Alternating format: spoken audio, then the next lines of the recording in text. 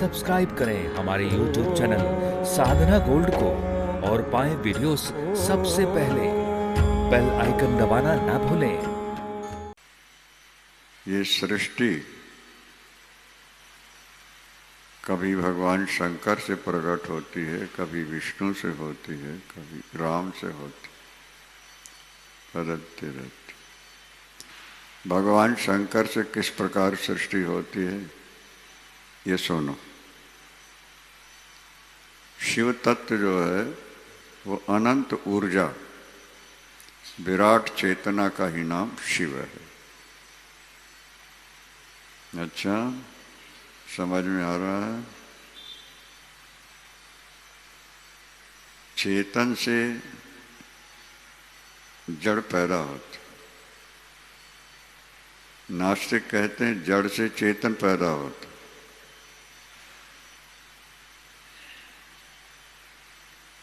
गोबर में छाछ डाल दो तो बिच्छू पैदा हो जाता।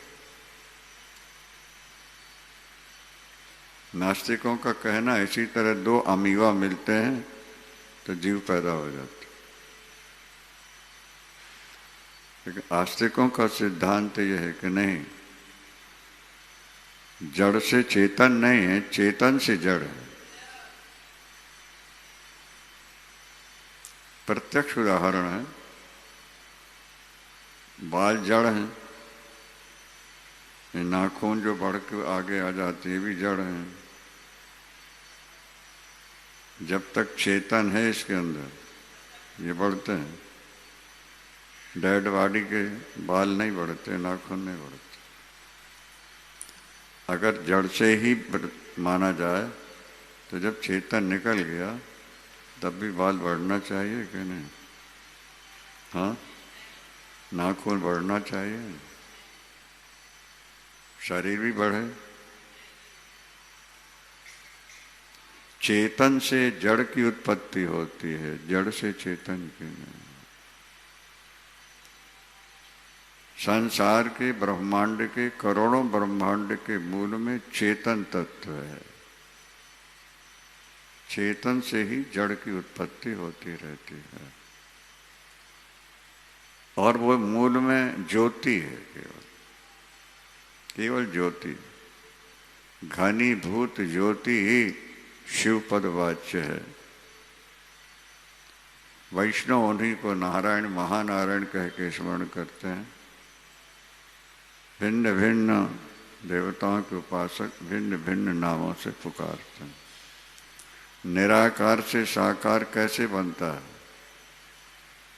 उदाहरण, जब अंडा पैदा होता है ना, उसी समय उसको अगर तोड़ो तो केवल पानी पानी होगा उसमें।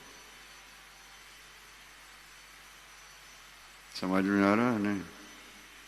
अंडा मुर्गी से पैदा हुआ, उसी समय तोड़ो क्या होगा? निराकार है ना।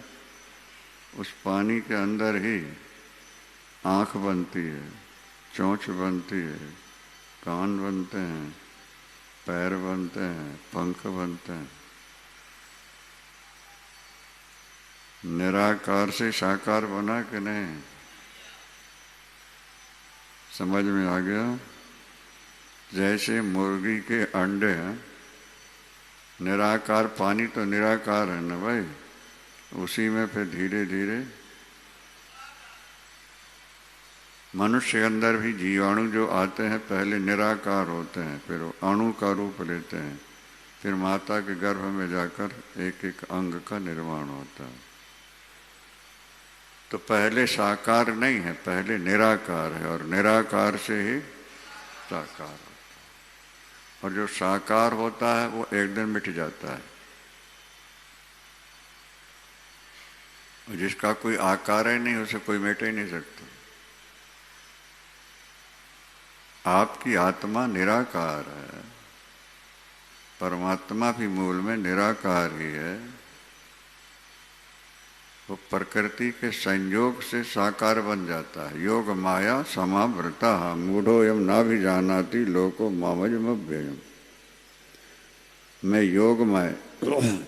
दूसरा प्रत्यक्ष उदाहरण यह है कि टीवी में जो चित्र बनते हैं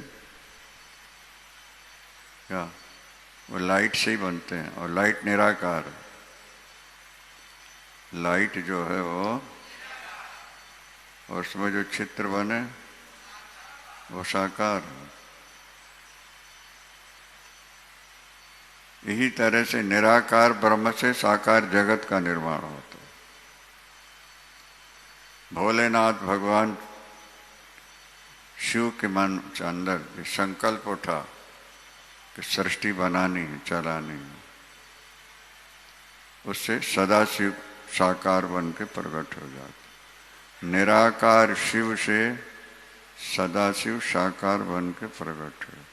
कैसे हो गए, उदाहरण आपको दे दिया कि मूल में निराकार है और वही बाद में साकार बनता है।